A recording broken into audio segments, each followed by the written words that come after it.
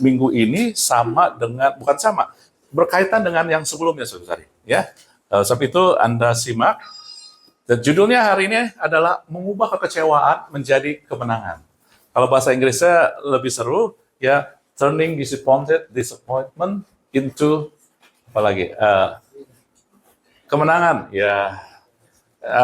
Assignment, God assignment, banyak macam, saudara. Ya, tapi yuk kita lihat aja apa yang Tuhan mau ngomong, saudara. Nah, kembali. Saya akan teruskan aliran yang Tuhan. Sebelumnya saya nggak tahu, tetapi Tuhan kemudian bawa kembali kepada apa yang Tuhan sampaikan sebelumnya. By the way, di belakang kedengaran suara saya ya? Kedengaran jelas ya? Iya, oke. Ya, karena kalau Pak Yankom suaranya bisa kencang, sampai ke tetangga sampai. Kalau saya saudara-saudari, Tuhan balik kembali bawa saya kepada hal yang sudah kita bahas sebelumnya, ya, yaitu keadaan kita bahas beberapa saat yang lalu mujizat 5 roti 2 ikan, ya, dan kemudian Anda sudah tahu belum sebagian saja bagaimana latar belakang mujizat itu terjadi, 5 roti 2 ikan. Nah, saya akan kasih unjuk keadaan sebelum mujizat 5 roti 2 ikan terjadi. Ini yang kemarin kita melihat bahwa ya, Matius 14:13. Ya, kita baca sama-sama supaya Anda semangat, Anda juga jadi segar ya. 3, 2, 1. Setelah Yesus mendengar berita itu, menyingkirlah ia dari situ. Dan hendak mengasingkan diri dengan perahu ke tempat yang sunyi, tetapi orang banyak mendengarnya dan mengikuti dia dengan mengambil jalan darat dari kota-kota mereka. Nah, Anda tahu setelah itu terjadi orang begitu banyak, maka Yesus bikin mujizat 5 roti 2 ikan. Ya, tetapi sebelum itu 5 roti 2 ikan itu terjadi mujizat yang luar biasa, tetapi dikatakan Yesus mendengar berita itu, saudari. Mendengar berita apa? Anda sudah tahu sebelumnya, mendengar berita yaitu Yohanes Pembaptis dipenggal. Jadi drastis dan dia butuh waktu untuk menyingkir, memulihkan dirinya sendiri. Karena buat Yesus itu suatu pukulan yang besar.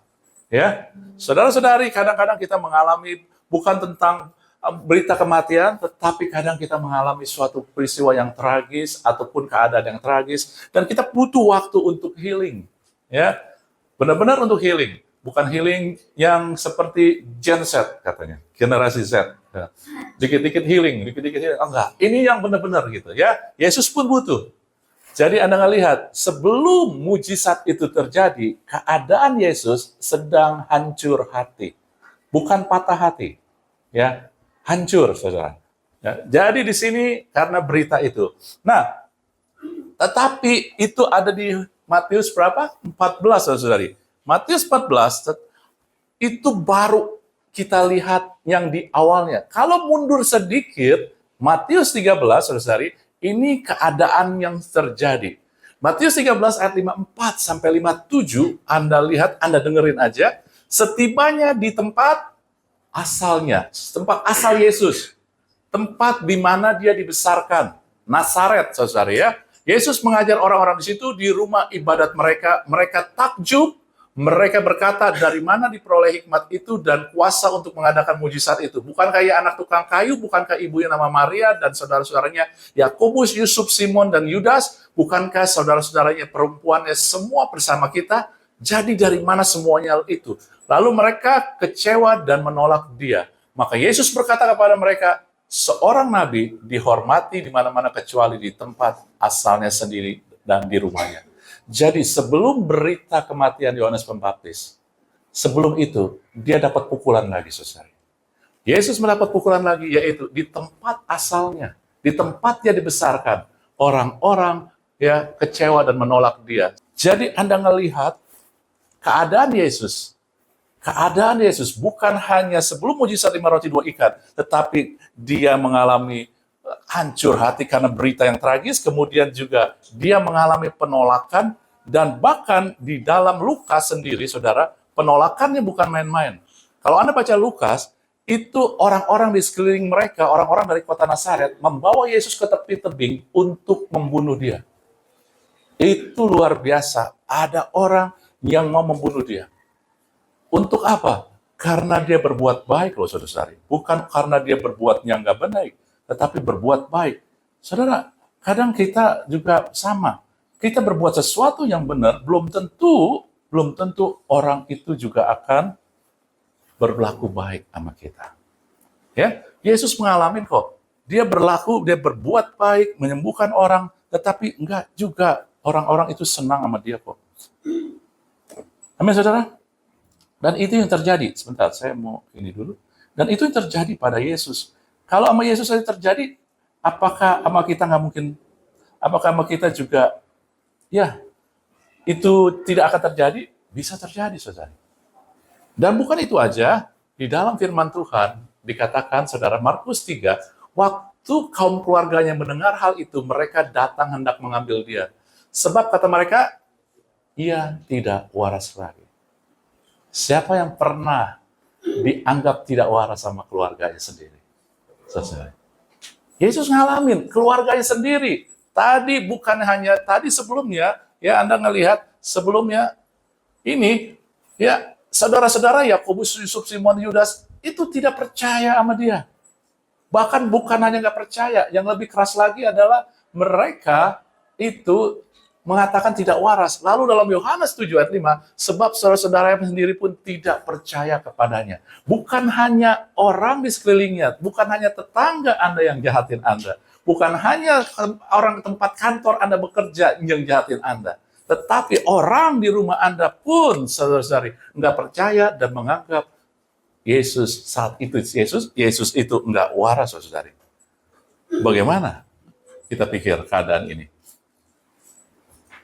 Saudara, kadang-kadang kita berpikir ya bahwa keadaan kita itu yang paling berat, paling susah, paling kita nggak bisa kita hadapin. Tetapi saudara, Tuhan itu sudah kasih contoh bahwa Dia bukannya datang ke dunia untuk bikin mujizat-mujizat doang, tetapi Dia sama menanggung penderitaan bahkan lebih daripada kita. Tetapi masalahnya adalah kita bikin semua jadi tentang kita.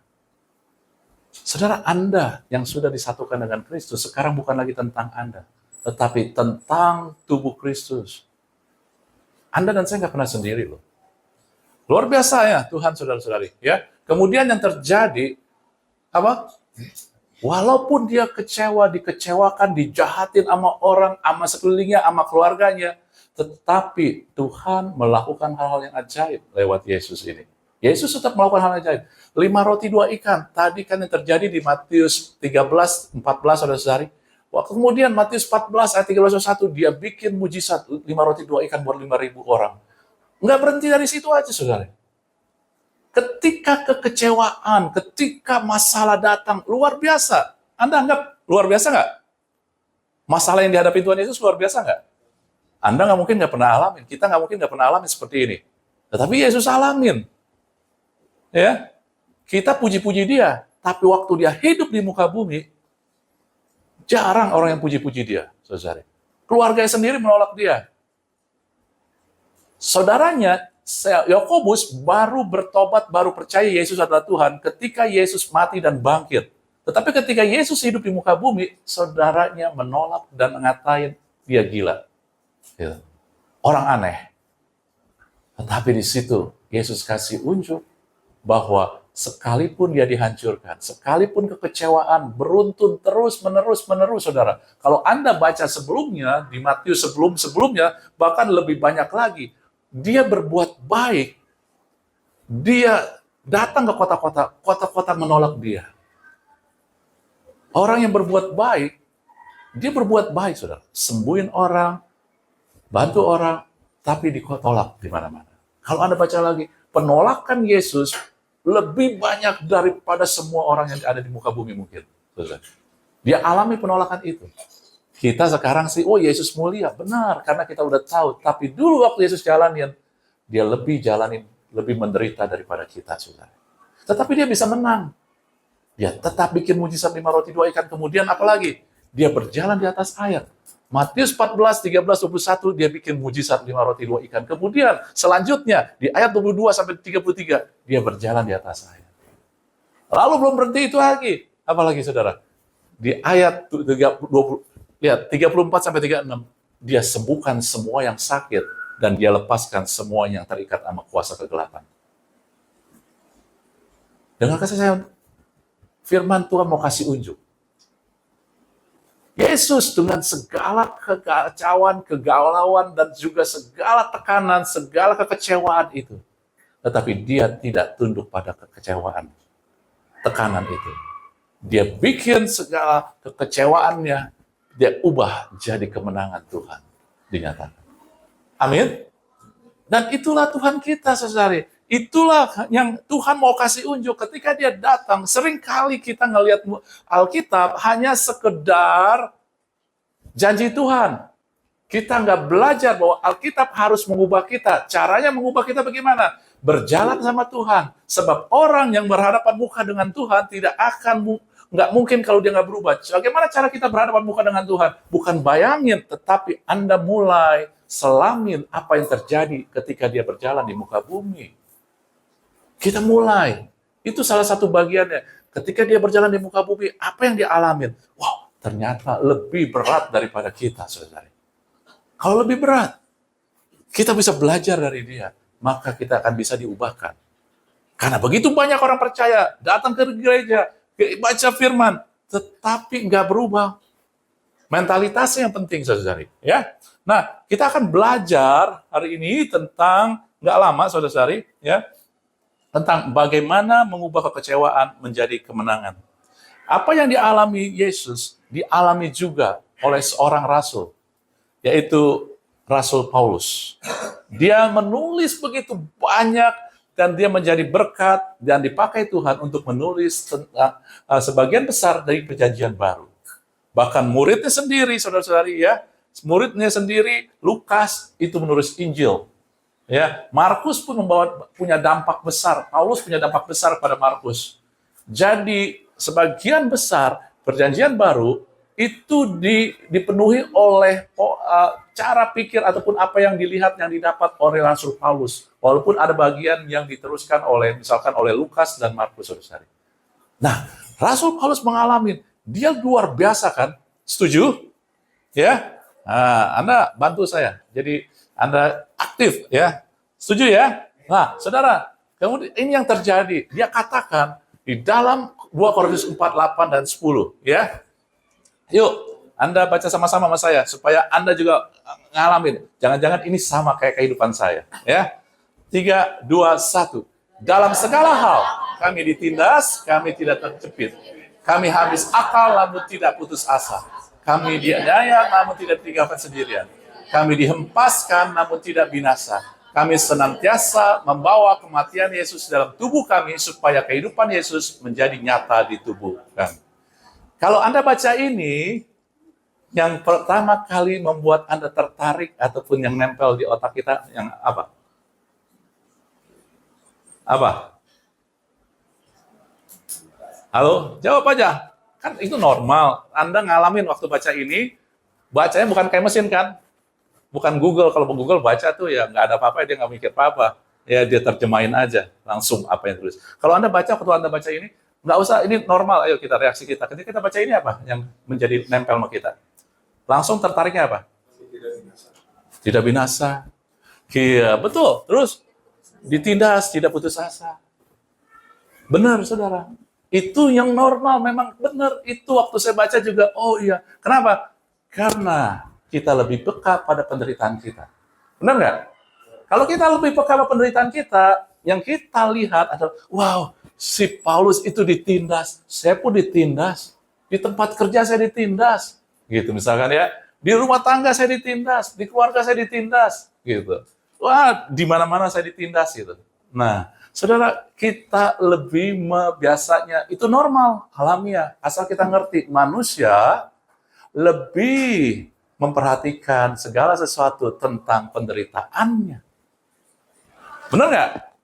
Nah, itu dia. Bedanya dengan Tuhan Yesus. Yesus tidak seperti itu, saudara-saudari.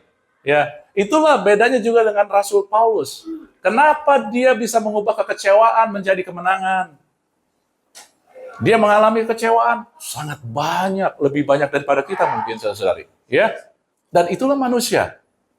Dan itulah kelemahan kita. saudari. Itulah kadang kita bergumul bagaimana mengubah kecewaan jadi kemenangan. Karena manusia kita nggak mau diperbarui. Salah satu memperbaruinya adalah fokus kita. Coba Anda ngelihat, bukan lihat profil Anda, profil orang lain aja, ya supaya jangan tertuduh. Biasanya kalau profil itu ya yang ada keluar adalah yang aniaya, penderitaan, kesedihan gitu ya. Baru ditinggal pacar, baru apalagi macam-macam kan kalau Anda ngelihat Instagram ataupun Facebook ataupun profil Anda di WA kan kayak begitu kan ya. Bukan Anda, orang lain gitu ya kan? Ya. Nggak, udah jangan rasa tertuduh saudara. Orang lain ya. Kayak begitu saudari. Dan itulah kita. Kita harus mulai berubah. Bukan Anda doang, saya pun juga. Firman ini nggak gampang. Tetapi justru kita butuh Tuhan, kita butuh Roh Kudus untuk kita bisa lakukan, jalankan. Ya. Nah, saudara, yuk kita mulai lihat saja. Ya, buat saya Roh Kudus kasih unjuk. Yang penting di sini bukan tentang penderitaannya, tetapi yang dikatakan bahwa kami senantiasanya itu, senantiasanya penderitaan kadang-kadang, ya kan? Anda nggak selalu menderita loh. Hari ini enak. Iim bawa makanan, Anda nggak menderita, kenyang makan. Ya, ada orang lagi berkati, bawa roti, kita senang nggak menderita loh, ya. Tetapi senantiasa. Rasul Paulus firman Tuhan katakan senantiasa. Jadi ada yang bagian penting loh, bukan penderitaan itunya yang kita fokuskan, tetapi yang senantiasa, yang selalu akan ada dan harus ada di pola pikir kita. Apa itu? Wah, pinter Anda. Pinter sekali. Oke, kematian Yesus yang dibawa, saudari.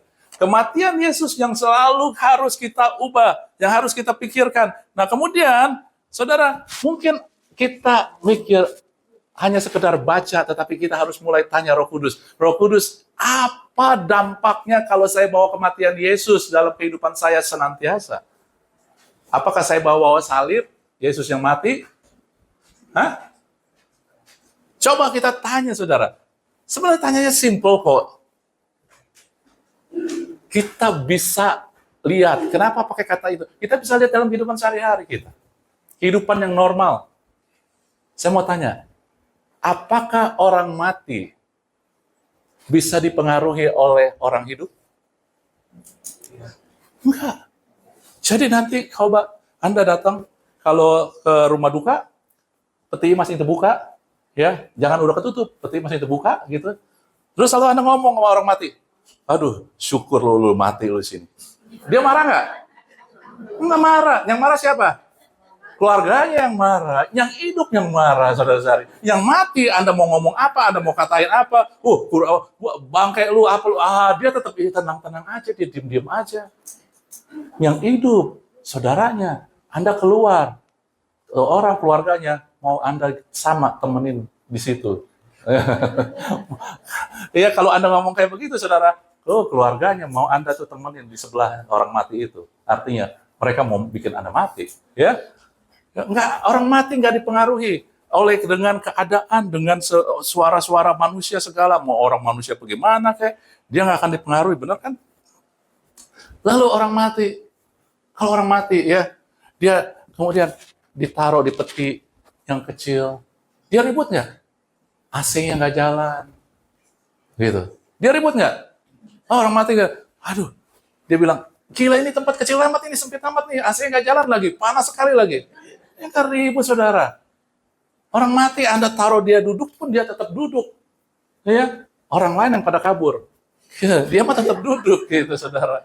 Iya, gitu. Anda mau bakar pun dia nggak bisa apa-apa. Anda mau kubur pun dia nggak komplain. Saudari, Anda udah nangkep kan?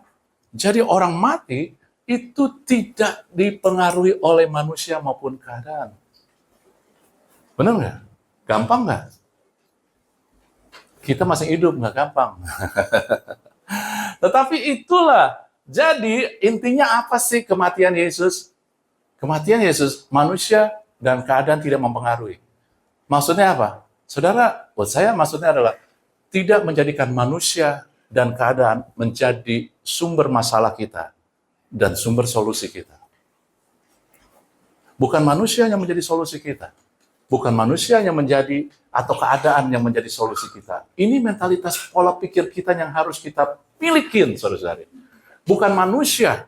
Saudara, kita seringkali bereaksi atas perbuatan orang. Karena kita secara tidak langsung menjadikan manusia sumber sukacitaku.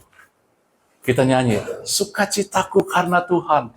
Tetapi ketika orang lain ngomong yang jelek sama kita, mulai mengkhianati kita, sukacita kita hilang.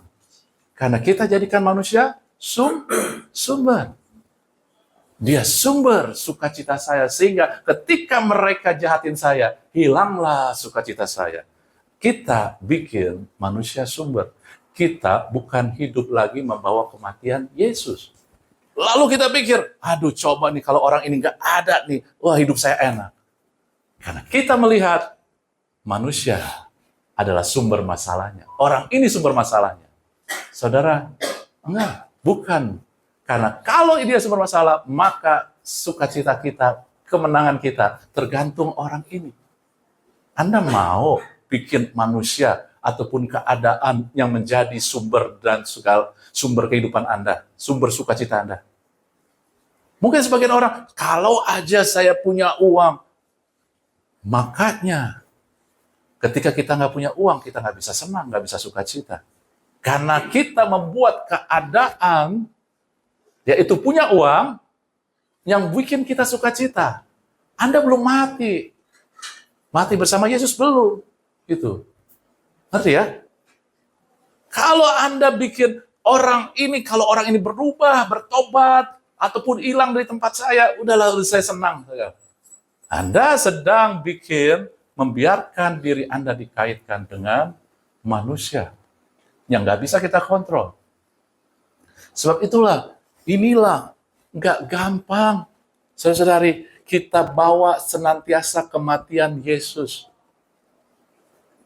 Halo, benar nggak? Kita udah bisa? Belum bisa. Tapi lebih baik kita sadar, tahu, sehingga kita tahu apa yang harus kita latih. Benar kan? Jadi ini kita latih sama-sama, saudari. Saya berdiri sini belum bisa. Ya, kadang kita berpengaruh sekali dengan orang, manusia, dengan keadaan. Karena kita tidak bisa, kita masing mengkaitkan mereka jadi sumber. Kalau jadi sumber capek, saudara-saudari. Ya, di dalam pernikahan, di dalam keluarga, kadang kita menjadikan pasangan hidup kita sumber. Kalau dia baik, saya basuh, baru bisa jadi bahagia. Nah, akhirnya bagaimana? Rumah tangga nggak bisa kita nikmati. Ya, tetapi harusnya adalah Tuhan yang jadi sumber, bukannya manusia. Ya, kehidupan Yesus, Tuhan yang harus menjadi sumber kita. Ya. Nah, jadi bagaimana caranya supaya Tuhan jadi sumber kita? Supaya Tuhan jadi sumber, istilah kerennya adalah jangan bereaksi tapi sadari. Ayo, kita ucapkan sama-sama. Jangan bereaksi tapi sadari. Jangan bereaksi terhadap manusia, jangan bereaksi terhadap keadaan, tapi sadari. Apa yang Anda sadari? Apa yang Anda dan saya harus sadarin? Ini orang bisa kasih khotbah banyak macam, ya. Anda harus sadari A, B, C. Tetapi saya mau katakan, ini adalah sesuatu yang Tuhan alirkan. Artinya apa? Banyak macam, tetapi Tuhan kasih kita ini. Ini yang dialirkan oleh Tuhan. Dan ini yang Tuhan alirkan dari sebelumnya, saudara. Dari firman sebelumnya. Anda masih ingat beberapa saat yang lalu bahwa ketika Yonatan dan Daud membuat perjanjian covenant, Anda dan saya itu hidup di dalam covenant Tuhan. Tuhan bergerak dalam covenant. Kalau kita yang belajar PA, Tuhan bergerak di dalam covenant. Ketika kita bergerak dalam covenant, Anda harus sadari. Jangan bereaksi tapi sadari. Sadari apa? Posisi Anda. Anda itu anak Tuhan, ahli waris kerajaan Allah. Possession Anda itu bicara, kalau tadi posisi bicara jubah, tetapi kemudian ketika baju perang, tetapi baju perang, ya, itu bicara possession, apa yang dia punyai, saudara. Kita mempunyai apa yang Yesus punya. Termasuk apa? Kesabaran Tuhan. Ini bukannya tentang harta, jangan ngelihat ke harta dulu, kekayaan Tuhan, bukan. Kesabaran Tuhan. Long suffering, bahasa Inggrisnya long suffering lebih cocok. Kesabaran itu artinya kuat, tak menghadapi tekanan, kira-kira kayak begitu. Anda memiliki apa yang Tuhan punya, kasih. Anda memiliki apa yang Tuhan punya, kemurahan. Anda memiliki apa yang Tuhan punya, yaitu juga pengendalian diri. Banyak kita ngelihat bukannya kehidupan Yesus yang ada di dalam diri Anda. Anda melihat diri Anda, saya mau orang kayak begini sih, saya gampang marah, saya gampang emosi, saya gampang tersulut. Oh, itu Anda menyadari tentang keadaan Anda nggak bawa kehidupan Yesus. Anda mulai percaya pada kehidupan Yesus. Ada Yesus di dalam saya. Saya punya covenant, saya punya perjanjian, Yesus sudah memberikan saya, mengikat saya dengan covenant, maka dalam covenant yang perjanjian baru, Yesus adalah kegenapan dari seluruh covenant yang dibikin Allah. Yesus adalah kegenapan dari seluruh covenant yang dibikin Allah. Maka saya sudah memiliki status Tuhan, anak Allah, saya ahli waris kerajaan Allah yang berhak menerima janji-janji Allah. Saya juga memiliki apa yang Yesus punya. Saya punya kesabaran, kasih, dan segala sesuatu yang di dalam karakter buah roh itu. Dan saya juga punya pedang dan panah, bicara power, saudara. Kekuatan, saya punya kekuatan Tuhan. Anda ingatkan khotbah ini ya? Seru kan? Daud dengan Jonathan. Ya. Lalu saya punya ikat pinggang bicara dukungan dan kesetiaan Tuhan dalam hidup saya. Semakin kita mulai menyadari ini, menyadari apa yang kita punya, maka semakin kita tidak dipengaruhi manusia dan orang. Kita bukan berusaha supaya saya nggak dipengaruhi. Nggak bisa, saudara. Kita nggak bisa berusaha supaya saya nggak boleh nggak dipengaruhi oleh keadaan. Nggak bisa, tetapi semakin Anda menyadari posisi kita, menyadari possession kita, apa yang kita miliki dari Kristus, menyadari tentang kuasa yang kita punyai, menyadari dukungan dan kesetiaan Tuhan, maka orang mau lakukan apa, akhirnya tidak terlalu kena sama kita. Tidak terlalu efek, tidak terlalu mempengaruhi kita. Amin? Jadi katakan lagi, jangan bereaksi tapi sadari. Amin. Udah ingat kan ya? Anda sudah tahu kan, sudah ingat ya? Jadinya. Nah, ini dia yang Tuhan mau buat kita. Tadi saya bilang kan, kalau dikhotbahin, bagaimana kekecewaan menjadi kemenangan? Bisa banyak macam orang ngomong. Jadikan Tuhan sumber, iya, tetapi sekarang saya mau katakan, itu benar semua, tetapi yang Tuhan mau alirkan kepada Anda dan saya. Kenapa? Karena ini berlanjutan dari sebelumnya yang Tuhan berikan. Saya bilang bahwa apa yang Tuhan sampaikan di firman di mimbar ini bukannya dari manusia, mau dari Pak Yankong, mau dari saya, dari siapa yang datang di sini bukan manusia, tapi Tuhan pilih alirkan buat Anda dan saya. Karena ini tubuh Kristus yang disayang sama Dia. Dia kepala. Kepala itu tempat mata, otak, telinga, hidung, mulut ada. Jadi itulah di situ Tuhan Yesus sendiri yang kepala gereja ini, yang memperkatakan, menyampaikan, kita ngelihat apa, saudara. Itu dia. Oke? Nah, sekarang selanjutnya, ini sudah, Anda ngelihat aja, ada YouTube-nya, ada juga ringkasannya di Instagram. Kemudian selanjutnya Anda ngelihat, seru kan, bisa naik ya. Tadi 2 Korintus 4, 8-10 balik lagi, kami senantiasa membawa kematian Yesus di dalam tubuh. Tujuannya apa? Supaya kehidupan Yesus menjadi nyata dalam mana? Tubuh kami. Tubuh artinya ini flesh kita nih, ya, kehidupan kita sehari-hari. Jadi bukan di gereja doang. Anda pakai tubuh bukan di gereja doang, di kehidupan sehari-hari. Jadi nyata juga, saudari. Ya, kehidupan Yesus jadi nyata. Nah, apakah kehidupan Yesus bisa tiba-tiba nyata, saudari, dalam kehidupan kita? Saya mau tanya, apakah murid-murid Yesus, 12 rasul, ya, kemudian di luar daripada Yudas, apakah mereka langsung seperti orang-orang bisa ngelihat bahwa mereka jadi serupa dengan Yesus? Langsung nggak? Enggak. nggak langsung. Puji Tuhan, Tuhan juga nggak menuntut Anda langsung. Karena perjanjian baru tentang hubungan, saudara-saudari. Kalau hubungan, Anda itu beda. Artinya begini, kalau hukum, semua Anda dan saya di mata hukum sama. Benar kan? Kalau hukum ini langsung dikeluarkan, maka hari itu juga berlaku buat yang semua. Baik yang kecil, yang besar, semua yang tercakup dalam hukum itu. Tapi kalau hubungan, itu berjenjang.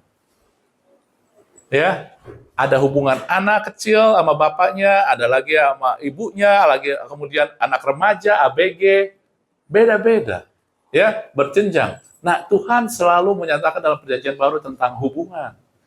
Jadi Anda jangan sok menghakimi orang, karena orang tersebut belum seperti Anda levelnya, begitu ya. Tapi biar aja, anak yang kecil masih di sini, Tuhan sayang.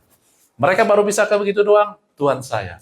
Ya, ya. Jadi kalau udah mulai meningkat, Tuhan juga senang. Dan memang itu tujuan Tuhan. Ya, jadi yuk kita belajar, bukan yang menghakimi, tapi kita belajar, kita terus memperbaiki diri kita. Nah, cara kehidupan Yesus menjadi nyata di dalam tubuh kami, di tubuh kita, kehidupan kita, nggak ada lain adalah lewat pemuritan. Lewat pemuritan, saudara-saudari. Kenapa pemuritan? Karena kita harus ngerti tentang pemuritan. Nah, pemuritan yang kita kenal itu kadang bikin kita rancu.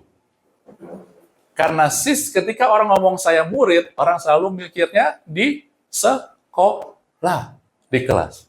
Salah nggak? Nggak salah. Tetapi kita sedang memakai prinsip orang Yunani. Saudara, ada dua macam pemuritan. Anda mudah-mudahan bisa kelihatan. Yunani dan Ibrani. Kata murid dalam Yunani itu matetes. Kalau Ibrani, talmid, saudara. Fokusnya beda, kita ngelihat. Kalau Yunani, pendekatannya teori. Kalau Ibrani, orang Yahudi, pengalaman. Bukannya teori doang. Kemudian interaksinya di kelas. Kalau Ibrani, tinggal bersama. Oleh sebab itulah ketika murid Yesus datang, ketika Yesus memilih murid-muridnya, maka mereka sejak saat itu tinggal bersama Yesus, saudara-saudari. Amin? Jadi itu dia bedanya. Yang dimaksud dengan pemuritan bukannya artinya Anda duduk di kelas, ikut STT, ikut teologi, bukan. Tetapi Anda tinggal bersama.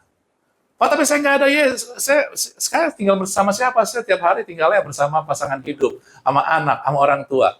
Ya, bukan itu. Anda melihat, Anda tinggal bersama, Anda melihat Yesus. Anda tinggal bersama, Anda melihat firman Tuhan adalah tentang Yesus, tentang Allah. Anda baca, Anda renungkan. Ya, banyak cara untuk tinggal bersama, saudari. Ya. Nah, kemudian tujuan dari Yunani kalau dia jadi murid adalah dia mastering, dia menguasai bahkan lebih hebat dari gurunya. Makanya ada pemikir-pemikir Aristoteles kemudian punya muridnya akan harus lebih hebat lagi dari dia, saudari. Ya, itu tujuannya. Tetapi kalau Ibrani menjadi serupa seperti gurunya. Tujuannya bukan menjadi hebat secara knowledge, tetapi menjadi serupa dengan gurunya. Nah, fokusnya kalau yang di Yunani, di kelasnya adalah pencapaian. Siapa yang paling pintar, siapa yang paling hebat, siapa yang nilai paling tinggi, siapa yang bikin penemuan-penemuan. Tetapi Anda tahu, kalau di dalam Ibrani, perubahan. Anda menjadi murid, tujuannya bukan menjadi paling pintar, tujuannya tapi berubah. Katakan berubah. Wah, ini pada nggak mau nih berubah. Katakan lagi, saudara, berubah. Amin, saudara. Anda jadi orang Kristen, jadi percaya Yesus, tujuannya berubah. Bukan jadi sama terus. Bukan jadi kaya. Ya, bukan jadi cantik, apalagi cantik. Tadi dulu kita udah ngeliat kan, mudanya cantik, udah tua mah tetap aja, gitu, sorry. Ya, terus targetnya kalau murid dalam konsep Yunani adalah intelektual. Pinterannya, saudara-saudara. Ya. Tetapi kalau Ibrani apa? Hati, karakternya. Hati karakter itu. Jadi jangan bilang kita telah ikut Tuhan, tapi kalau hati kita masih keras seperti batu, karakter kita nggak berubah, saudara-saudari. Jangan bilang kita ikut Tuhan karena saya tahu Alkitab, saya hafal Alkitab. Bukan itu. Anda belum jadi murid. Anda belum membawa kehidupan Kristus dalam kehidupan kita sehari-hari. Belum. Padahal Tuhan rindu loh untuk, mari datang kepadaku, hai kamu yang letih lesu beban berat. Tuhan bilang apa? Hah? Apa? Belajarlah. Jadilah muridku. Jadilah muridku, saudara. Kita mau dapatnya, aduh Tuhan, aku duduk diam, aduh enak ya, lega ya. No, belajar daripadaku. Maka kamu nggak akan dipengaruhi manusia, kamu nggak dipengaruhi orang, maka kamu akan dapat damai sejahtera yang berlimpah-limpah. Kadang kita maunya semua datang tiba-tiba dari atas. Enggak, saudara-saudari. Gak semua dari atas. Tuhan mau bekerja melalui Anda, melalui kehidupan Kristus yang hidup di dalam kita. Jadi berhentilah jadikan Tuhan itu kayak gunung kawi. Berkat datang, semua berubah, rumah tangga jadi sukacita, istri saya berubah, Pak, sejak terima Yesus. Bohong, saudara. Sejak terima Yesus, saya berubah, Pak. Maka rumah tangga kamu akan bisa diberkati. Rumah tangga kamu akan penuh sukacita. Anak-anak kamu akan berubah. Saudari. Bukannya, aduh Pak, sejak terima Yesus, anak saya berubah. Enggak. Saya berubah enggak? Saya berubah enggak? Karena kita nggak dipengaruhi orang. Bukannya kita nggak mau dia berubah. Dia mau berubah, belum berubah, sedang berubah, nggak masalah. Saya dengan Tuhan. Benar? Amin, saudara? Ya, Anda belum lapar kan? Jadi suaranya masih bisa kencang dong. Ya. Tetapi kembali kita tanya, berubah itu perlu proses. Proses, saudara. Berubah perlu proses. Oleh sebab itu, kita ini manusia paling nggak sadar dan paling nggak suka proses. Buktinya apa? Buktinya ketika kita selalu ngomong, Tuhan, sampai kapan lagi? Sampai kapan lagi Tuhan, masalah belum beres-beres, sampai kapan lagi? Benar nggak? Kita nggak suka proses. Normal nggak? Normal. Saudara. Normal kalau Anda dan saya nggak mau melihat kemenangan. Nah, ya, karena kita nggak diciptakan secara normal, kita diciptakan ajaib dan luar biasa, saudari. Anda dan saya dilahirkan Kristus dengan luar biasa. Kenapa kita nggak mau sadarin? Kita pikir kita luar biasa. Saya tumpangin tangan orang-orang sembuh. Enggak, kita luar biasa karena kita sanggup mengikuti proses. Saudara. Bukan hanya sekedar tumpangin tangan orang sembuh saja. Itu kuasa Roh Kudus, tetapi kekuatan yang berlimpah-limpah itu datangnya dari atas, karena Rasul Paulus ketika dia menghadapi penderitaan dalam 2 Korintus 4 itu gitu. Ya, tetapi kekuatan yang kami miliki itu datang dari atas. Ketika dia ngomong tentang penderitaan aniaya itu, saudara-saudari, 2 Korintus 4 tadi, ya tadi ayat sebelumnya kayak begitu. Jadi proses itu begitu penting, tetapi kadang kita mau lupakan proses, saudara. Karena proses inilah yang kita butuhkan.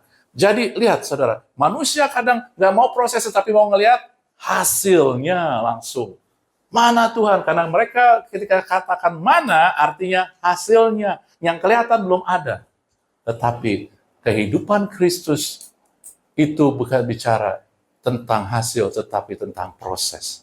Dia mendampingin Anda dan saya untuk menjalani proses. Jadi, yang kedua, katakan lagi, proses bukan sekedar hasil. Manusia mau lihat hasil langsung. Tuhan proses. Ini bukan tentang bisnis loh. Ya, bukan tentang bisnis. Bisnis mungkin Anda bisa langsung berhasil. Ini tentang karakter kita, perubahan di kita. Ya, Anda harus jangan dicampur adukan gitu ya. Jadi kadang-kadang kekecewaan adalah proses. Proses untuk apa? proses untuk mengubahkan kita, saudara. Hati kita, karakter kita. Untuk mengubahkan hal-hal seperti yang tadi Anda ngelihat, yaitu perubahan di hati dan karakter kita, saudara-saudari. Supaya segambar dengan Kristus, membawa kehidupan Kristus ke kita.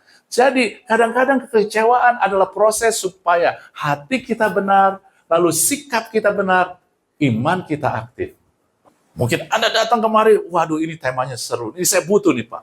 Ya, bagaimana mengubah kekecewaan menjadi kemenangan? Saya nggak suruh Anda doa puasa. Saya nggak suruh Anda, Tuhan nggak suruh Anda doa puasa. Tuhan nggak suruh Anda jadi bahasa roh sehari 3 jam. Nggak suruh itu, saudara. Tuhan suruh ubah pola pikir kita dan melihat sesungguhnya apa yang sedang terjadi. Pertama, jangan bereaksi tapi sadari. Sadari tentang siapa kita di dalam covenant, dalam perjanjian, di dalam Yesus itu. Lalu mulai fokusnya bukan hanya sekedar pada hasil, tapi proses yang sedang kita alami. Kalau nanti pasangan Anda nggak datang hari ini, suruh dia dengerin. Ya. Kalau nggak dia yang rugi, Anda yang rugi. Gitu ya. Jadi saudara ngelihat di sini, ya kadang-kadang kekecewaan adalah proses untuk membuat hati kita benar. Motivasi kita jadi benar. Sikap kita jadi benar. Artinya reaksi kita jadi benar. Iman kita jadi aktif, saudara. Karena itu lebih penting daripada sekedar apa yang diperlihatkan dunia. Oh, kamu beruntung ya. Apa standar dunia yang dibilang beruntung? Nggak ada masalah. Banyak uang. Itu sementara. Saudara, di dunia, Alkitab bilang, kamu akan menderita. Artinya akan ada masalah. Kalau standar kita beruntung nggak ada masalah, kita nggak pernah beruntung. Karena di dunia kita akan punya masalah. Ya, jadi itu dia. Tetapi ketika kita tahu proses ini bukan membuat saya hancur. Proses ini, kekecewaan yang Yesus alami, ini yang Yesus perlihatkan loh. Tadi yang Anda ngelihat bagaimana dia sudah hancur, kecewa, tetapi dia tetap bisa menang. Karena dia ngelihat proses ini bukan bikin dia hancur. Proses ini membuat iman dia aktif, saudari. Proses ini dia bisa bersikap punya hati yang benar.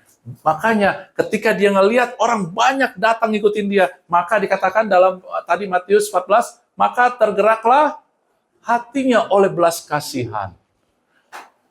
Kenapa? Karena dia sudah mengalami proses. Yesus saat itu manusia 100% seperti Anda dan saya. Sakit hati enggak? Dikecewakan, sangat sakit hati. Tetapi karena dia tahu, dia harus kasih tunjuk dan dia juga bersikap benar, maka proses itu membuat hati dia murni. Ketika dia ngelihat orang menderita, dia nggak pernah tahan kebaikannya. Walaupun dia punya kebutuhan apapun juga. Karena sekarang sikap dia benar. Dan dia nggak takut dengan keadaan, akhirnya itulah membuat iman dia aktif. Karena dia nggak mau dipengaruhi keadaan. Wah ini 5 roti 2 ikan doang nih. Tempat kita sunyi.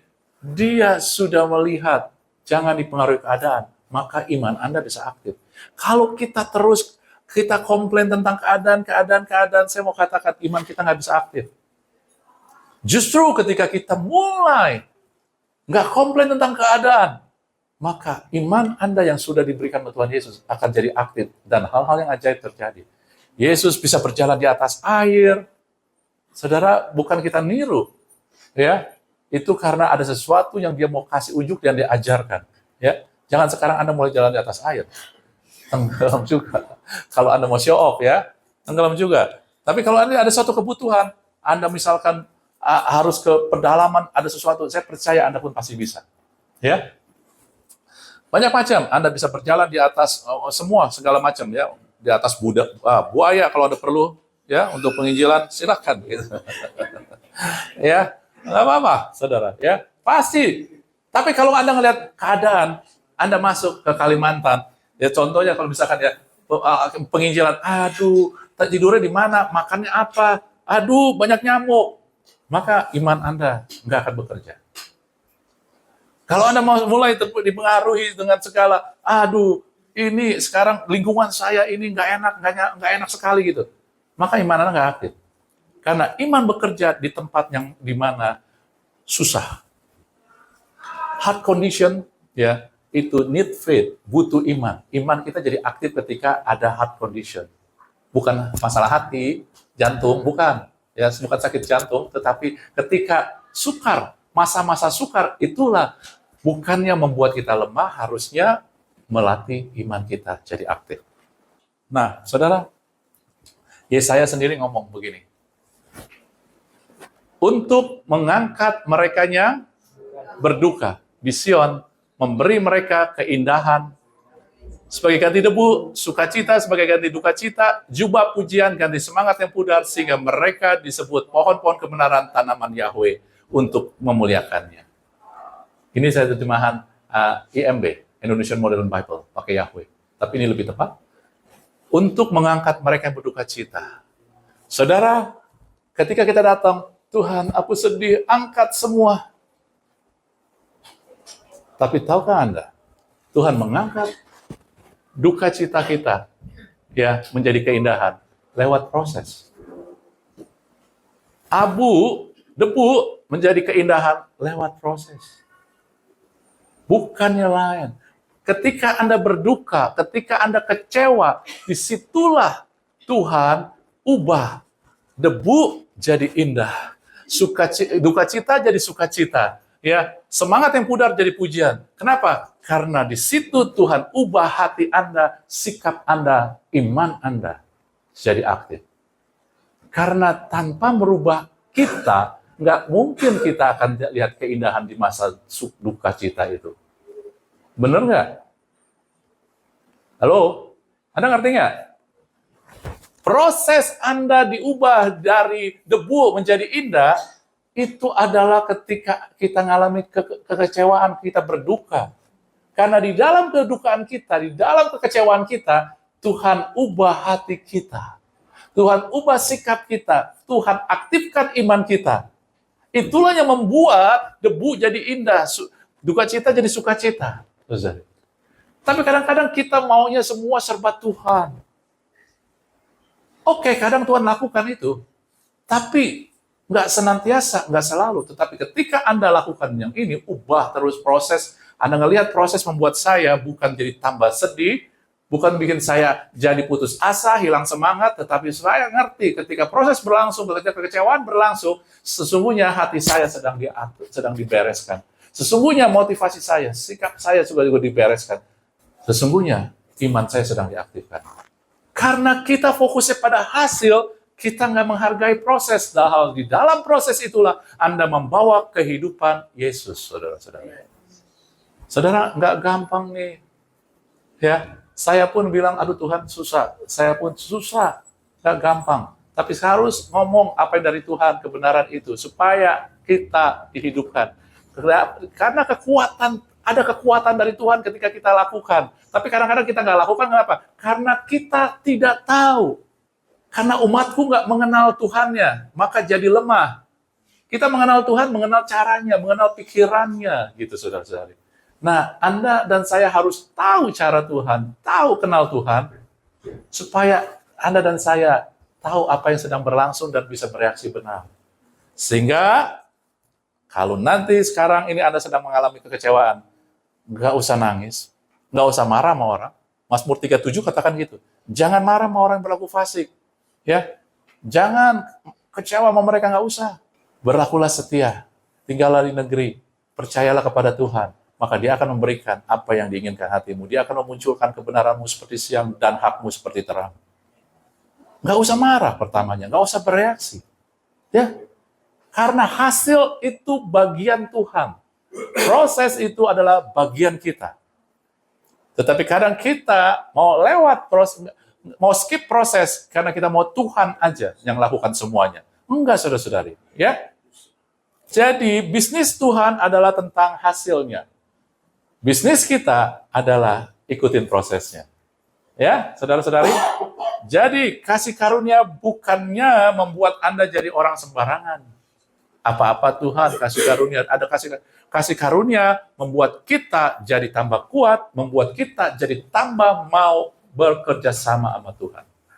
Ya, makanya Paulus bilang, Karena aku, ya, dia kenal, dia mendapat kasih karunia lebih besar, maka dia bekerja lebih giat. Ada bagian yang dia lakukan, sungguh-sungguh, saudari. Ya, amin, saudara. Nah, Anda ingat sebelumnya di dalam mujizat 5 roti 2 ikan, ini yang Tuhan alirkan, ya, yang Tuhan alirkan. Tetapi kamu harus memberi mereka makan. Ini dari Matius 14. Ini dari firman yang beberapa saat yang Tuhan berikan. Itu bicara apa? Kamu harus memberi mereka makan, bukan Tuhan mencobai mereka. Itu sudah berkatakan, Tuhan mempercayai mereka. Tuhan mempercayai kita. Lalu Tuhan sedang memberi arah tuntunan. Dan Tuhan sedang mengaktifkan iman mereka. Iya kan? Ini dari yang sebelumnya. Dari mujizat 5 roti 2 ikan yang kita belajarin. Ketika Tuhan ngomong, kamu harus memberi mereka makan, itu bukan sedang mencobai mereka. Karena Tuhan, Allah tidak mencobai dan tidak bisa dicobai. Tetapi dia sedang mempercayai mereka, dia sedang memberi arahan, dia sedang mengaktifkan iman mereka. Amin ya? Tapi Anda tahu nggak, ini nggak terjadi seketika. Itu nggak terjadi seketika. Ya, itu terjadi ketika Anda dan saya bisa dipercayai Tuhan, Anda dan saya bisa dituntun Tuhan, Anda dan saya bisa aktif imannya ketika Anda memiliki hati yang benar, sikap yang benar, reaksi iman yang benar. Kita maunya adalah Tuhan kasih tahu, Tuhan tuntun. Tapi hati kita keras hati. Tuhan tuntun, tetapi hati kita sedang benci orang. Sedangkan tuntunan Tuhan adalah datangin rumah dia. Hati kita jadi benci, marah. Bagaimana kita bisa dengar tuntunan Tuhan? Benar nggak? Anda ngerti ya? Tuntunan Tuhan, suara Tuhan, itu ada ketika kita memiliki hati yang benar, sikap yang benar, iman yang benar, saudara. Tuhan selalu mau. Tetapi untuk punya sikap yang benar, hati yang benar, iman yang aktif, kadang proses itu yang kita butuhkan. Anda ngelihat koneksinya?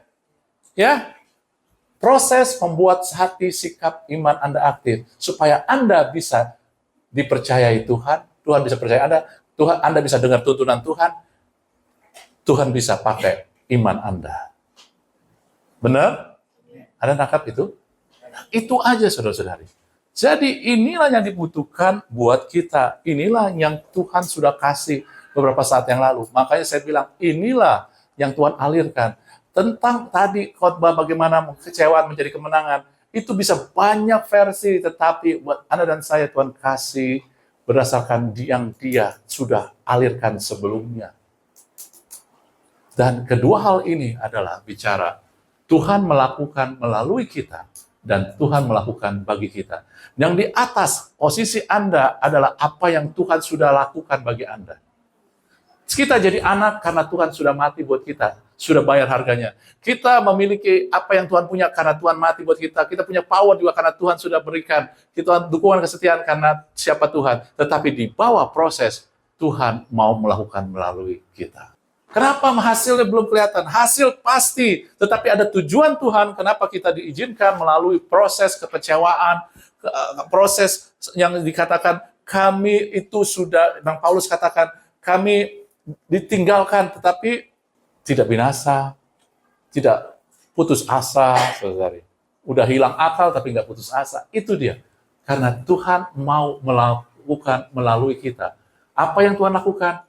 Membuat kita jadi bisa orang-orang yang terpercaya, membuat kita menjadi orang-orang yang hidup dituntun oleh Tuhan, membuat kita orang-orang yang hidup dengan iman yang aktif, saudara. Dan kadang kekecewaan itu adalah bagian daripada proses. Anda ngerti? Sebab itu sama, pasti. Yesus akhirnya ketika dia bisa, dia ngerti, dia tahu dia anak Allah, dia tahu dia punya kekuasaan, dia didukung oleh kerajaan Allah, maka dia gampang kok. Dia tahu, dia tinggal angkat roti, dia berkati roti itu jadi multiplikasi, saudari. Dia tahu itu, tetapi kenapa dia bisa didengar? Karena dia memiliki sikap yang benar, hati yang benar, iman yang benar. Sehingga dia tahu Allah percayain dia.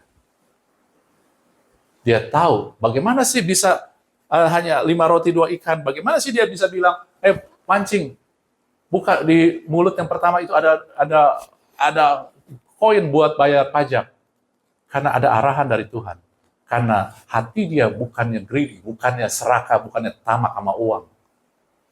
Hati dia mempermuliakan Tuhan. Ketika ada tamak uang, bagaimana Tuhan mau kasih tuntunan? Tapi ketika hati kita diproses. Kapan kita diproses? Ketika kita ngalamin kesusahan keuangan. Kita mulai belajar. Saya harus tetap aja jangan dikuasai oleh uang. Ketika saya mengalami pergumulan uang, saya nggak menutup untuk menolong orang yang lebih susah dari saya. Kalau manusia kan kalau udah punya masalah kan tadi, ingatnya masalah dia doang. Tuhan, lihat, dia punya masalah, dia punya kebutuhan, tapi dia kebutuhan orang banyak, tergeraklah dia oleh belas kasihannya. Inilah sikap yang benar, hati yang benar, yang pasti dengar tuntunan Tuhan. Yesus sama seperti kita ketika di dunia ini. Dia manusia 100%. Dia butuh tuntunan. Dia butuh suara Tuhan. Dan suara Tuhan tersedia. Tapi kadang-kadang yang bikin kita kacau adalah nggak dengar, adalah hati kita, motivasi kita, sikap kita belum beres, saudara-saudara. Amin. Jadi yuk kita mulai respon kebenaran-kebenaran yang dari Tuhan dengan memberi diri kita diubahkan